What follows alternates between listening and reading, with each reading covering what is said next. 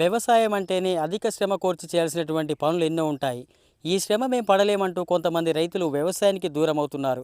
మరికొంతమంది రైతులు మాత్రం అంతకు మించి శ్రమ పడుతూ వ్యవసాయాన్ని చేస్తూ అధిక మొత్తంలో లాభాలు గడించడం అనేటువంటిది జరుగుతుంది.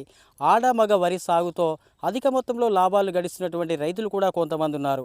మనం ఇప్పుడు వరంగల్ జిల్లా రాయపర్తి మండల కేంద్రంలో ఉన్నాం. ఈ గ్రామానికి చెందినటువంటి రైతు రావుల భాస్కర్ రావు గారు గత 10 ఏళ్ల నుంచి కూడా ఆడమగ వరి సాగు చేస్తూ లాభాలు గడిస్తున్నాడు.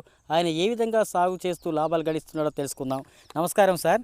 ప్రస్తుతం అయితే వ్యవసాయం అంటే ఎంత శ్రమ ఉంటుందో అందరికీ తెలిసినటువంటిదే. కానీ ఇంకా ఎక్కువ మొత్తంలో శ్రమ ఈ ఆడమగ వరి సాగులో. మరి మీరు ఏ విధంగా చేస్తున్నారు ఈ సాగు? సామాన్యంగా మామూలు వెరైటీలను కనుక సాగు చేసినట్టయితే సుమారు 10-12 మందితో ఒక ఎకరం నాటు పడిపోతుంది. కానీ దీనిలో ఏమైతే సుమారు 22-24 కూలు పడతాయి. అంటే ఆడ మగ విత్తనాలను వేరువేరుగా సాగు చేయాల్సి ఉంటుంది. సో ఇట్లా ఖర్చులు ఉంటాయి. తర్వాత దులపడానికి ఏదైనా మేల్ ఫీమేల్ను క్రాస్ చేయడానికి, ఆడ మగ విత్తనాలను క్రాస్ చేయడానికి, ఆ తర్వాత దీనికోసం అదనంగా ఎరువులు వేయాల్సి ఉంటుంది. ఒక 30-40% అదనంగా వేయాల్సి ఉంటుంది. దిగుబడి రావాలంటే అదనంగా ఎరువులు వేయాలి. సో ఇవన్నీ మళ్ళీ మొగదొకసారి కోయాలి, ఆడదొకసారి కోయాలి. ఈ రకమైన రిస్క్ ఉన్న ఆర్థికమైనటువంటి లాభం ఉంటుంది కాబట్టి, ఆర్థికంగా లాభపోతంగా ఉంటుంది కాబట్టి రైతన్నలు దీన్ని ముందేయడానికి వస్తున్నారు. కొంతమంది దేశవాళీ వెరైటీలను సాగు చేయడానికే ఇష్టపడతలేరు. సో దీంట్లో శ్రమ మాత్రం అధికంగా ఉంటుంది, లాభం కూడా అధికంగా ఉంటుంది. సో దానివల్ల కష్టపడ్డా డబ్బులు రావాలి. అదే దేశవాళీలో పడిన ఎంత కష్టపడ్డా 40 బస్తాలు దాటి తీయలేవు. సగటున 30-35 బస్తాలే వస్తుంది. అంటే 55-60 వేల కంటే ఎక్కువ రాదు. దానిలో 30,000 ఖర్చు పోతే 30,000. కానీ దీని లోపల ఏమవుతుందంటే 10,000 రూపాయలు అదనంగా ఖర్చు వచ్చినా సో లాభం మాత్రం డబుల్ వస్తుంది. అంటే మనకు 1,00,000 రూపాయలు 10 క్వింటాలు యావరేజ్లో వేసుకున్న 1,00,000 రూపాయలు వచ్చిన 1,00,000 రూపాయలు కూడా 35-40 వేలు పోయినా కానీ ఒక 60,000 నుంచి 70,000 రూపాయలు మనకు ఈ హైబ్రిడ్ వరి లోపల ఉంటుంది. ఆడమొగ దాంట్లో పూట మామూలు దాంట్లో అంత ఉండదు. సో అంటే మనం 30కిను 60కి 30,000 తేడా ఉన్నది. కాబట్టి ఇంకొకటి ఏంటంటే కంపెనీలు మినిమం గ్యారెంటీ కూడా ఇస్తూ ఉన్నాయి. అంటే ఒక ఎకరానికి పంట పండినా పండకపోయినా, పండితే లాభం మనకు, పండకపోతే కనీసంగా 70,000 కొన్ని కంపెనీలు, కొన్ని 80,000. ఒక ఎకరంలో సాధారణమైనటువంటి వరి అయితే ఎన్ని క్వింటాల దిగుబడి వస్తుంది? ఈ ఆడమగ వరి ఎన్ని క్వింటాల దిగుబడి వస్తుంది?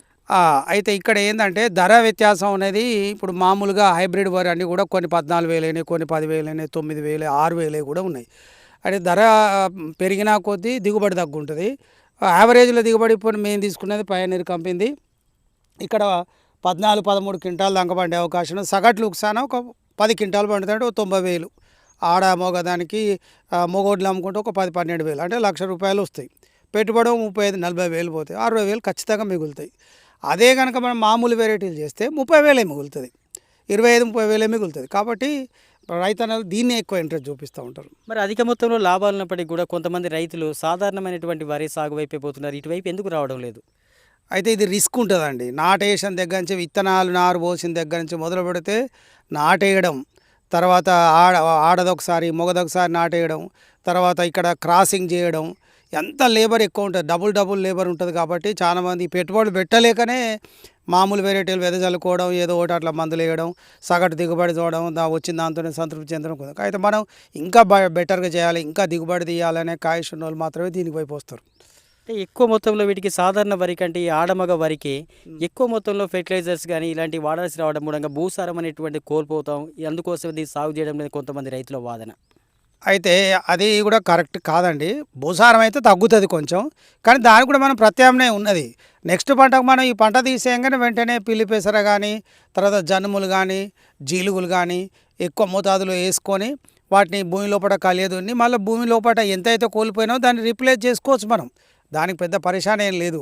కాకపోతే అప్పుడు ఈ జీలుగులు కనుక వేయకుండా అప్పుడు చేస్తే మాత్రం ఆ లోకల్ వెరైటీలు కూడా దిగుబడి తగ్గిపోతుంది. మీరు 10 ఏళ్ళ నుంచి సాగు చేసారు కదా. ఈ 10 ఏళ్ళ ముందు మొట్టమొదటిసారి సాగు చేసినప్పుడు ఎన్ని క్వింటాల దిగుబడి వచ్చింది? ఇప్పుడు ఈ 10వ సంవత్సరం ఎంత వచ్చేటువంటి అవకాశం? నా వ్యక్తిగతంగానైతే నేను ఈ భూమి ఇది చేయబట్టి సుమారు 25-30 ఏళ్ళు అవుతుంది. ఏ పంట పండించినా నేను దానికి ఎంత లాస్ అవుతుందో అంతే ఈక్వలెంట్గా బయో ఫెర్టిలైజర్స్, అంటే నేను పశువుల గిత్తం కానీ, మందలు పెట్టియడం కానీ, పశువుల మందలు పెట్టియడం కానీ, లేకపోతే చెరువు మట్టి తోలడం కానీ, ఒక్కొక్క సంవత్సరం ఒక్కొక్క రకంగా జీవరసాయనిక ఎరువులను మాత్రమే ఇలా తోడడం జరుగుతూ ఉన్నది. సో దాని వల్ల ఏమవుతుందంటే నాకు సాయిల్ డిస్టర్బెన్స్ అనేది లేదు, దిగుబడి లోపల ఎక్కడ కూడా లాస్ లేదు. ఇక ఏదైనా ప్రకృతి వాతావరణం దెబ్బతీస్తే తప్ప దిగుబడుల విషయం లోపల నేల పరంగా మనకి ఏ నష్టం లేదండి. కంపెనీలో కొనుగోలు చేసేటువంటి ఈ ఆడమగ వరి కదా సార్. అయితే ఈ సమయంలో ఒకవేళ ప్రకృతి వైపరీత్యాలు సంభవించినప్పుడు ఒకవేళ వాళ్ళు కొనకుండా ఉండేటువంటి అవకాశం ఏమైనా ఉంటుందా? అట్లాంటిది ఏం లేదు. మంచి కంపెనీలు కొన్ని లోకల్ కంపెనీలు కూడా ఈ ఆడమగ దాంట్లో ఉంటాయి. వాళ్ళు మోసం చేసే అవకాశం ఉంటుంది. కానీ మంచి కంపెనీలు కొన్ని ఇప్పుడు టాటా కూడా ఇందులో ఉన్నది, సింజెంటా ఉన్నది, పయనీర్ ఉన్నది, బేయర్ ఉన్నది, తర్వాత ధాన్య ఉన్నది. ఇవన్నీ మంచి బ్రాండెడ్ కంపెనీలు. వీళ్ళు మోసం చేయరు. ఎందుకంటే వీళ్ళు international companies, national wide companies కాబట్టి మోసం అనేది కొంచెం తక్కువ ఉంటుంది. కాకపోతే ఒకటి ఏంటంటే మామూలు వెరైటీలు మామూలు కంపెనీలు పెడితే మాత్రం వాళ్ళకి దిగుబడి రాకపోయినా, ఒకవేళ ఎక్కువ దిగుబడి వచ్చినా కొనలేని పరిస్థితి కూడా కొన్ని కంపెనీలు మోసం చేస్తాయి. రైతులు మోసపోయిన వాళ్ళు ఉంటారు. కాకపోతే ఎంత వాళ్ళతో అగ్రిమెంట్ తీసుకోవాలి మనం.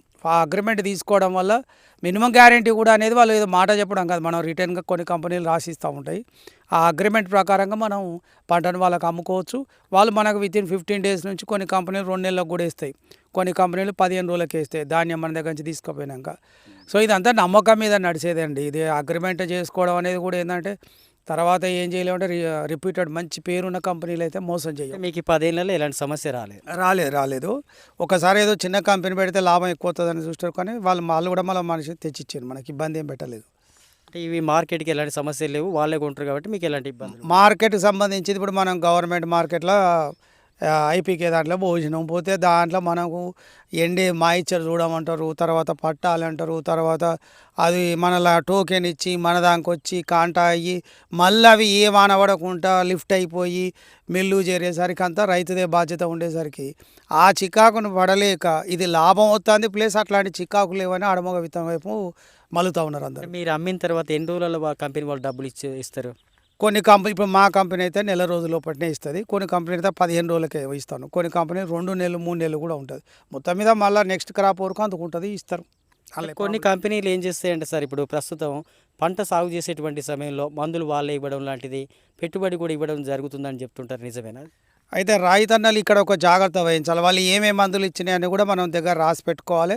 తర్వాత దాని మీద ధరలను కూడా మనం అడిగి తెలుసుకొని రాసుకోవాలి. ఇందులో కొన్ని కంపెనీలు కొందరు చేతివాటం ప్రదర్శించేటోళ్ళు ఉంటారు.